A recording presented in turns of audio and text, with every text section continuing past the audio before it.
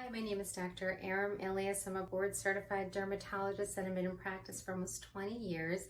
I've raised 3 children and have a lot of expertise to offer, and having seen well over 100,000 patients and dealt with the practical day-to-day application of dermatology, skincare, and just understanding what patients are looking for and need and putting it into just layman's terms so you can understand it better. So subscribe now and follow me so that you can watch our videos as they come out and learn really from both my experience and expertise. So I don't think a day goes by that somebody comes in for either hair loss or nail changes and they'll say, I've been on Biotin and it's just not working. This is one of the most frustrating things we come across, only because Biotin is in a lot of skin, hair, and nail supplements, and it's not really understood by most consumers why they take it. It's just often recommended when they Google things whether or not to take it. It is true that sometimes people are just looking for a quick fix or something they can use as a supplement to help their skin and hair out, and their nails for that matter. But unfortunately, sometimes there can be a downside to taking some supplements without understanding them better. Biotin is also known as vitamin B7, and it is absolutely essential for various metabolic pathways in our body that are essential for skin, hair, and nails. The question becomes whether or not we're getting adequate amounts in our diet versus the need for a supplement. The only way that you could potentially need or benefit from Biotin as a supplement would be if you are not gaining adequate amounts of Biotin in your diet, or that the gut bacteria that you have are not producing enough of it. Most people, however, in this country, at least in the United States, do not fall under that category because our diet tends to be rich in biotin. So we do get it naturally from most sources, and the incidence of a biotin deficiency is pretty low. The only way you would really know, however, is if you have this vitamin level checked, if you check your biotin levels in blood work and actually determine if there's a deficiency. Just taking the supplement just to take it might seem harmless, but there are some reasons why we get a little upset, especially as dermatologists, when we see so many people on it without understanding the other side to the equation. The list of dietary sources that we obtain biotin from is pretty vast. Milk products, eggs, egg yolks in particular, potatoes and other starches, beef, chicken, and pork, as well as carrots and lettuce are common sources for biotin in our diet. But also remember that our intestinal gut bacteria also are responsible for producing biotin as well. That also supplements our internal biotin stores. Now, supplemental biotin, when you see it in skin, hair, and nail formulations, will often have these vague claims about supporting skin, hair, and nail growth. That being said, the only way you could really do so as a supplement is if you are deficient of biotin in your diet or your intestinal gut bacteria are not producing it. That for biotin in a supplement to work, however, it's not a well-documented source.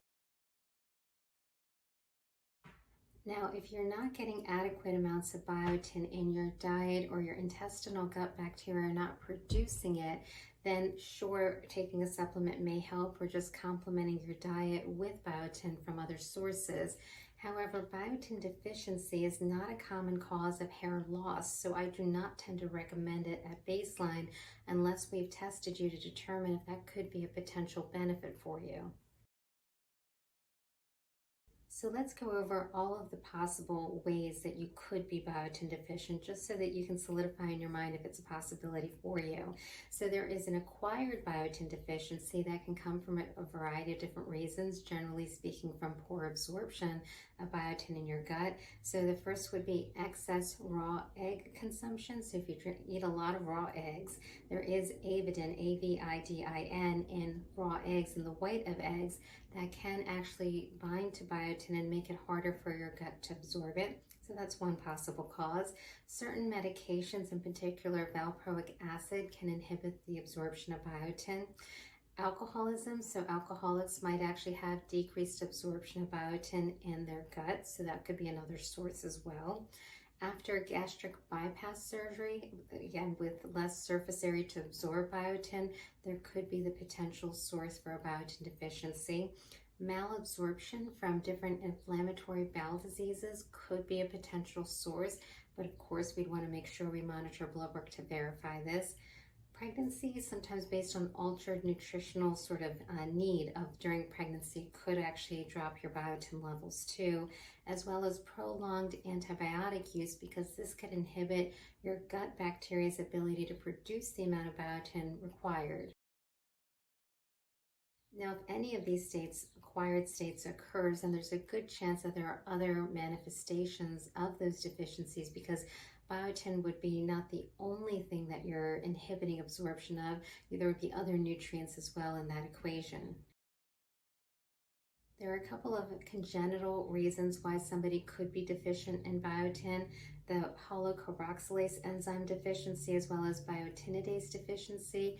These are generally recognized in the first 3 months of life with a variety of other symptoms associated with them, and they are a part of the newborn screening. So I wouldn't think that you would escape infancy without being diagnosed with one of these conditions. Generally speaking, just as a broad category, however, a biotin deficiency would rarely present as hair loss alone. More often than not, you're also going to have rashes, vision and hearing loss, and potentially muscle weakness that accompanies it.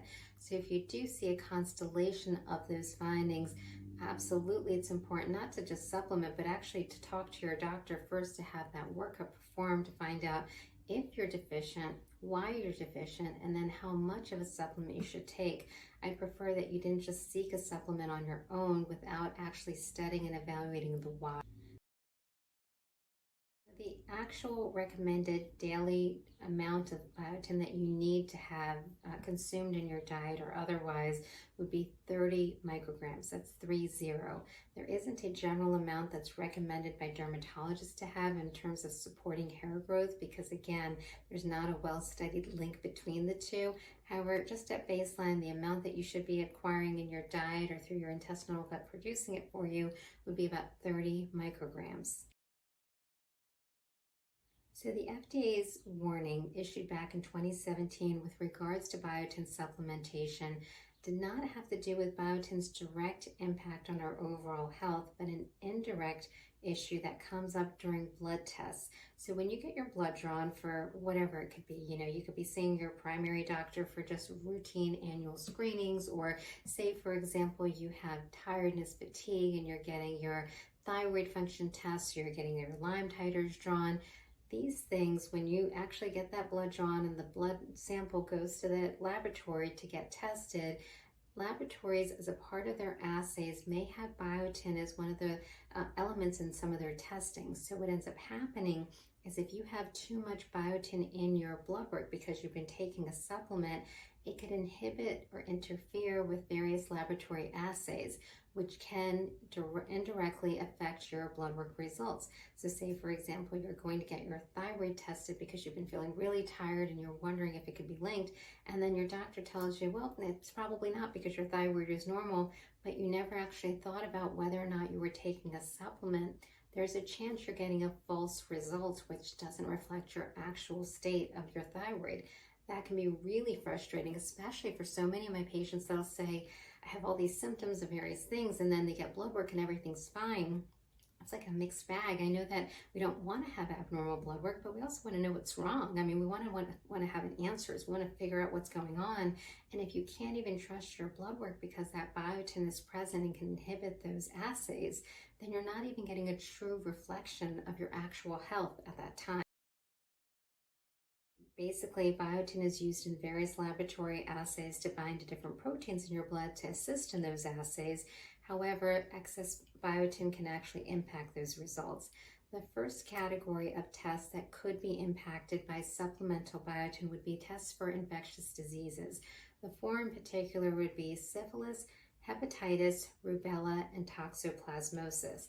The potential for a false negative result could occur if you're taking a biotin supplement. So biotin would be interfering with those assays and potentially give you a false negative syphilis, hepatitis, rubella, or toxoplasmosis toxoplasmosis result. So please, if you are getting those tests done, you want to stop your biotin supplement prior to any of those tests to ensure that you're getting an accurate read.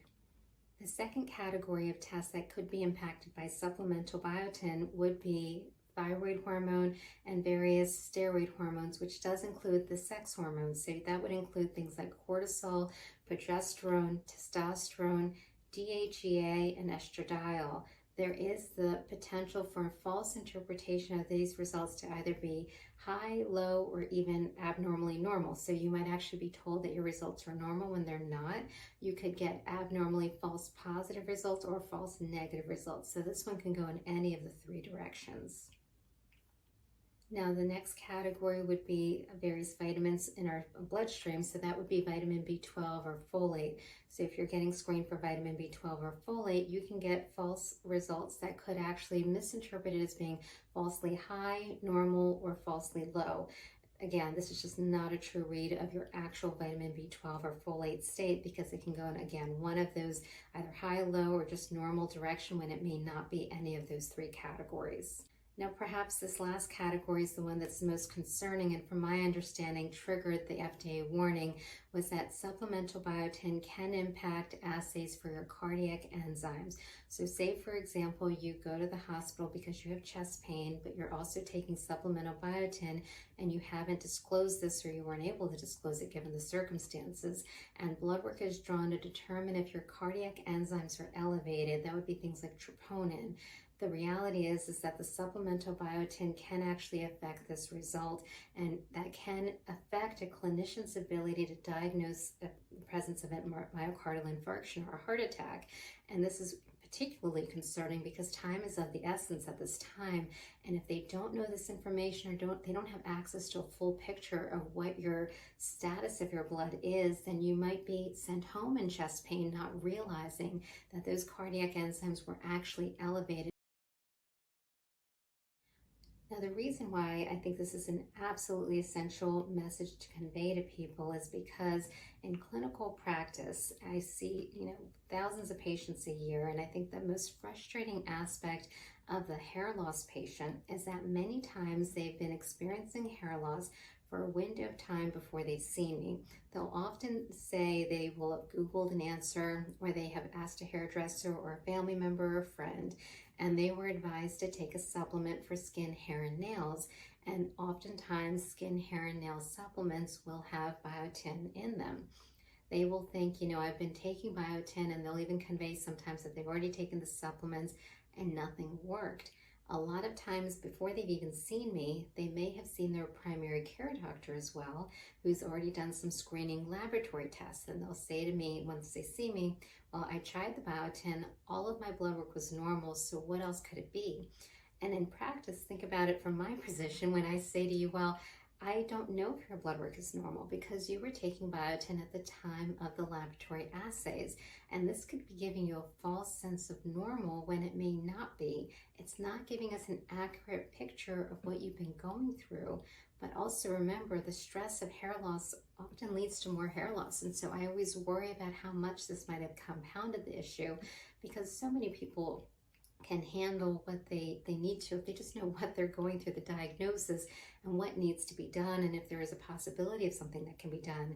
By not getting an answer, by trying things and it not working, it just spirals out of control, and you start to feel like it becomes hopeless. And I don't want anyone to ever feel that way when there's so many things we can do when it comes to hair loss, especially in this day and age. So I really advise most people that if you are experiencing hair loss, try not to take a supplement on your own first, and try to first seek out our care. And if you're going to go to your primary care first, that's absolutely important to do if you need to, especially based on availability. But definitely please avoid taking biotin prior to that visit, because if you get that blood work checked and it seems normal when you've been taking the supplement, then it does leave us without options in terms of how to address it. I'll often have to tell my patients, now you need to stop your supplement and then recheck your blood work and see what the accurate result is. And then we can kind of go from there. If there is something that's noted in the blood work, that's something that can be treated or addressed, then we can address it, we can reverse it, we can manage it, we can supplement, we can do what we need to do. But if we don't even have that accurate picture, it doesn't give us sort of a good starting point to decide what to do next. So if you're absolutely seeking some sort of supplement, or you just don't have access to care for some reason and you feel like I need to do something, then at the very least, if you're going to take something for hair loss, try to look at the sides of these bottles and stick with ones that have biotin in concentrations lower than 100. For example, Viviscal has about 100 micrograms. There's another brand called Inner Glow Vitamins that has the actual recommended dosage, 30 micrograms, and both have lots of other supplemental nutrients in addition to the biotin that have been shown to have some benefit when it comes to hair loss. So I'd much rather, if you had to start on something, start on those so you're not taking such excess amounts of biotin that make it much more challenging for us to manage when we need to get a little more aggressive with therapy and figure out a way to get you back to where you want to start.